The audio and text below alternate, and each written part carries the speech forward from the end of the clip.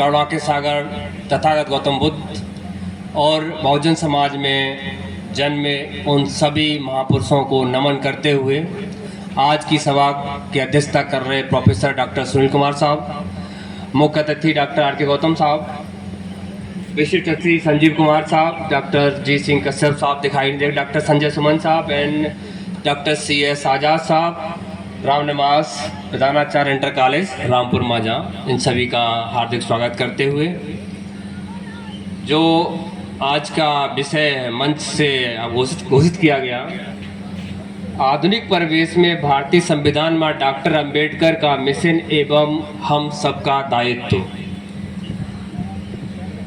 साथियों, बुद्धिमान साथियों, आज हम सभी बोधिसत्व बाबा साहब डॉक्टर भीमराव अंबेडकर के 134वें जन्म दिवस पर एकत्रित हुए हैं।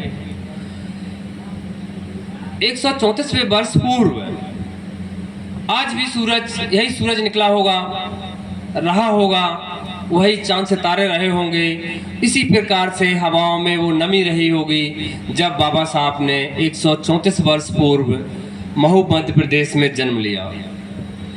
और तब से आज तक जो परिस्थितियों में आज हम बैठे हैं, उस मूल्य 134 वर्ष में उन मूल्यांकन करेंगे तो किस प्रकार से हम पाएंगे, किस प्रकार से बेहतर स्थिति में बाबा साहब का योगदान है, तो उसको रेखांकित किए बिना हम शायद नहीं समझ पाएंगे।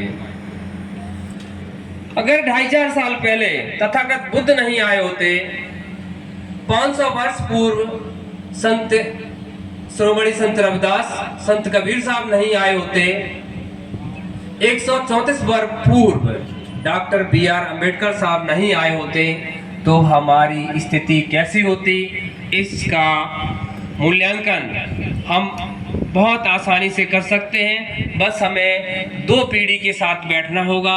हम युवा हैं तो अपने दादा के साथ बैठ के थोड़ी सी बात करें तो समझ में आ जाएगा। आज भी कितना बदलाव आया है, कितना बदलाव आना बाकी है, ये साफ साफ समझ में आ जाएगा। चूँकि ये जो हमारे संचालक महोदय ने कहा है, आज विषय पे बात होनी चाहिए, आधुनिक परिवेश में भारतीय संविधान एवं डॉक्टर अंबेडकर का मिशन और हम सबका दायित्व। विषय बहुत नाजुक है, महत्वपूर्ण है। इस विषय पर चर्चा करने के लिए जितना भी धैर्य से जितना समय मिलना चाहिए वो बहुत महत्वपूर्ण विषय है और लंबा समय चाहिए, लेकिन फिर भी हम आपके साथ में इसे हम सबका दायित्व और भारतीय संविधान को रेखांकित करने का प्रयास करेंगे। क्योंकि भारत का संविधान को समझने के लिए एक सही समझ चाहिए। हम सब ने कहीं ना कहीं इसको देखा है, सुना है, पढ़ा है। तो भारत के संविधान की जो प्रीएम्बल है, जो भारत के संविधान की जो प्रस्तावना है, उसमें जब शुरुआत होता है, हम भारत के लोग be the people of India, जिसमें लिखा है भारत के जो पूरा संविधान को रेखांकित किया कि हमारे ऑब्जेक्टिव्स क्या है, हमारे लक्ष्य क्या है, हमारा राष्ट्र कैसे चलेगा। उसके लिए उन्होंने कहा हमें सामाजिक, आर्थिक, राजनीतिक न्याय की बात की गई, समता, स्वतंत्रता, बंधुत्व, न्याय की बात की गई। उस संविधान में सभी के महिलाओं, पुरुषों, अनुसूचित जाति, आदिवासी सभी वर्गों का ध्यान रखते हुए एक आधुनिक संविधान बाबा साहब ने बनाकर इस देश को दिया, जिससे ये देश निरंतर प्रगति करता रहा। लेकिन वर्तमान में जिस प्रकार से भारतीय संविधान के साथ जो खिलवाड़ हो रहा है, जो सरकारों की जो पॉलिसी है, वो भारतीय संविधान के उल्टी है, खिलाफ है। वो कोई भी सरकार है, भारत का संविधान की जो प्रस्तावना कहती है कि हमें भारत में सभी को सामाजिक, आर्थिक, राजनीतिक न्याय देना है, तो 26 जनवरी 1950 को भारत में राजनीतिक न्याय सभी को मिला, चाहे वो पढ़ा लिखा हो, अनपढ़ हो, गरीब हो, अमीर हो, लूला, लंगड़ा, अंधा, अपाहिज, सभी को इस संविधान ने आपको वोट का अधिकार देके, राजनीतिक अधिकार देके, वोट का अधिकार के द्वारा आपको एक व्यक्ति, एक मूल्य स्थापित किया।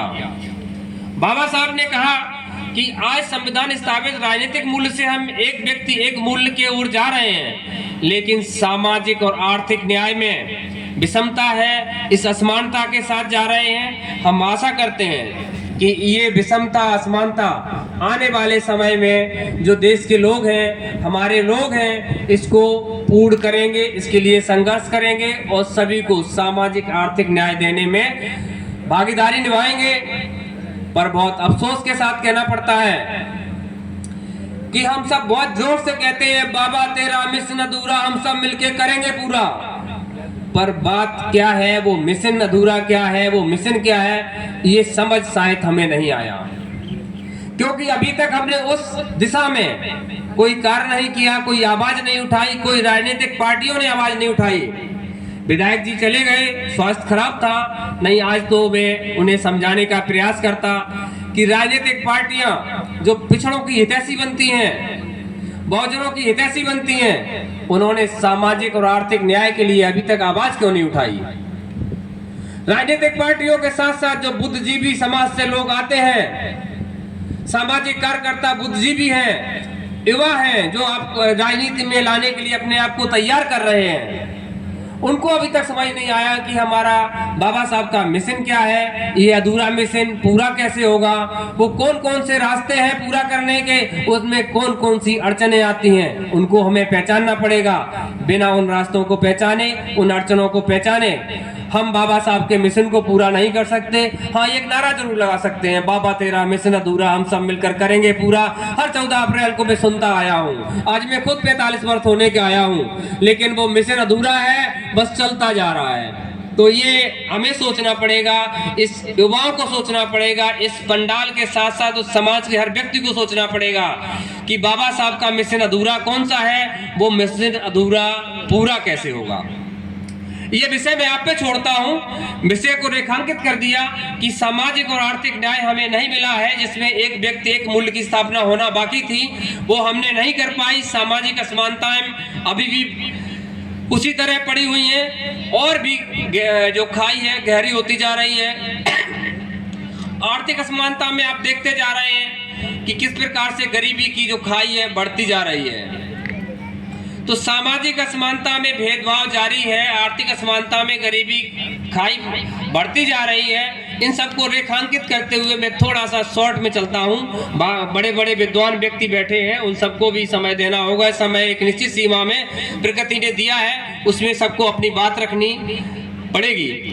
तो मैं जो बाबा साहब ने 15 जनवरी संविधान लागू होने से 10 महीना पहले बाबा साहब ने 15 जनवरी 1950 को मनमाड़ में, एक मनमाड़ महाराष्ट्र में जगह है, वहां अपनी सभा में अपने लोगों के साथ सभा कर रहे थे।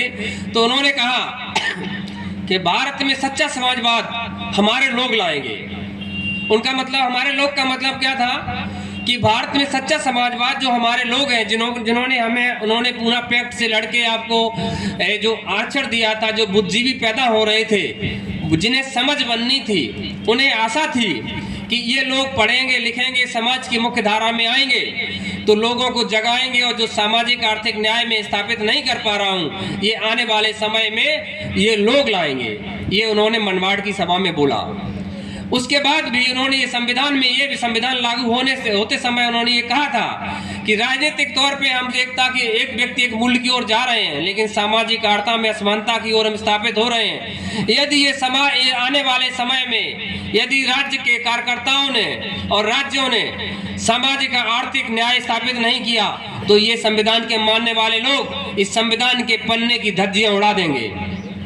क्या आपको समझ आया अभी तक कि हमें बाबा साहब ने स्वयं कहा था, जिस संविधान को हम सीने से लगाए पढ़ते हैं, जिस संविधान के लिए हम अपनी जान देने को तैयार हैं, क्या हमें सामाजिक आर्थिक न्याय नहीं मिलने पर इसकी धज्जियां उड़ाने के लिए तैयार है क्या आप? चूंकि आपको समझ नहीं आया कि सामाजिक आर्थिक न्याय मिलेगा कैसे, इस न्याय की बात कैसे होगी, तो ये समझ नहीं आया, तो हमने संविधान को इमोशंस तरीके से जोड़ लिया। ये सही है कि बाबा साहब ने संविधान लिखा, लेकिन पूरा संविधान बाबा साहब ने नहीं लिखा, ये भी हमें समझना पड़ेगा।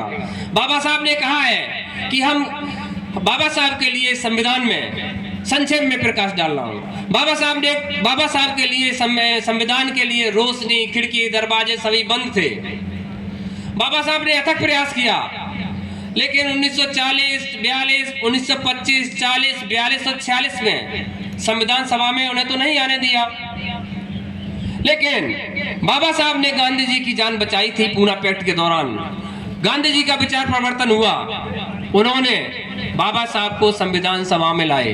बहुत सारा भ्रांतियां हैं कि आपको सुनने में मिलेगा कि एक मुस्लिम ने पश्चिम बंगाल से सीट छोड़ा था, उस पर नहीं जाना चाहता हूं, तब बाबा साहब को भेजा। ये सब भ्रम है, लेकिन हम मूल मुद्दा है उस पर चलना चाहते हैं। तो गांधी जी का विचार परिवर्तन हुआ, वो बाबा साहब को लाए।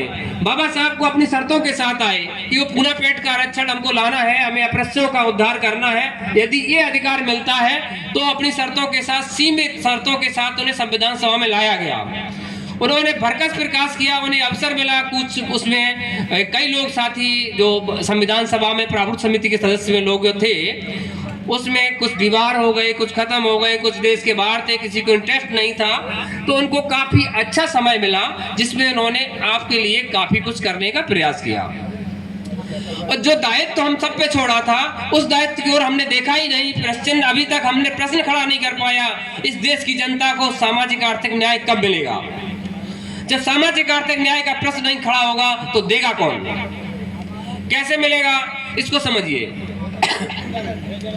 देश में मुगलों का 1000 वर्ष तक शासन था। ब्राह्मणों के साथ मुगलों ने शासन किया, तो सारी राष्ट्र की संपत्ति मुगलों की थी। मुगलों ने जमीनें दी, लोगों को नवाब बनाया।